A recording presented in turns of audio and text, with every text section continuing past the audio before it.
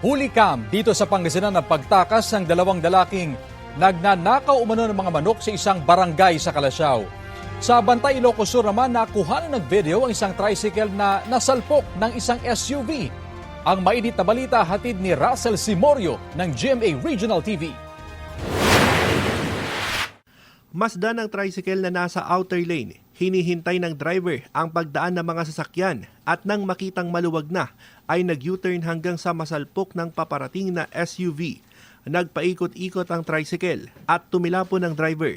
Nangyari yan sa Bantay, Ilocos Sur. Paglabas kami na dyan lugan ng pamyanan, insik po na malatan. So madaya yan ti SUV, acidic masyado, can expect nga napaspas, iso nga naalan na din yung tricycle. Sugatan ng tricycle driver. Ayon sa PNP, agad namang nagkaayos ang dalawang partido. Sa kuha ng CCTV camera, makikita ang rider na nakaparada sa gilid ng kalsada sa Barangay Doyong, Calasiao, Pangasinan. Ilang minuto lang, makikita ang isa pang lalaking naglalakad papunta sa kinaroroonan ng rider. Ang dalawa, mga magnanakaw pala.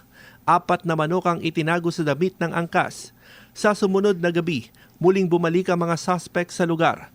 Sa ikalawang pagkakataon, 2 panabong na manok naman ang kanilang nakuha. Hindi naman sila alam na babalik, sir, yung mga magnanakaw. Kaya nakuhanan sila ulit ng 2 manok. Ayon sa Barangay Council, bumalik na naman sa ikatlong sunod na gabi ang mga suspect pero mabilis nilang pinatakbo ang kanilang motorsiklo nang lapitan sila ng mga nag-iikot na barangay tanod. Ang modus nila madaling araw talaga kasi hindi sila umatake ng gabi, puro madaling araw lang talaga.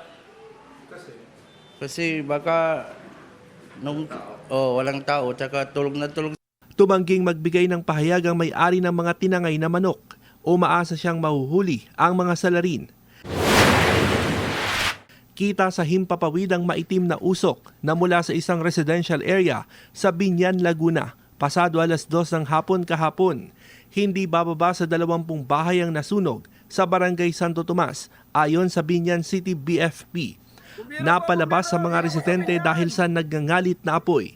21 pamilya ang apektado ng sunog. Wala namang nasaktan. Isang factor po is yung houses po mostly made of light materials and also yung weather conditions din po kasi bandang hapon na po yung nangyari kaya medyo malakas po yung hangin ng panahon na yun. Tinitignan na ng mga investigador ang posibleng electrical short circuit sa isa sa mga bahay. Tinatayang nasa 1.5 million pesos ang halaga ng pinsala. Russell Simorio ng GMA Regional TV, nagbabalita para sa GMA Integrated News.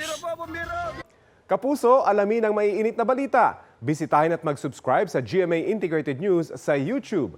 Sa mga kapuso abroad, samahan nyo kami sa GMA Pinoy TV at sa www.gmanews.tv.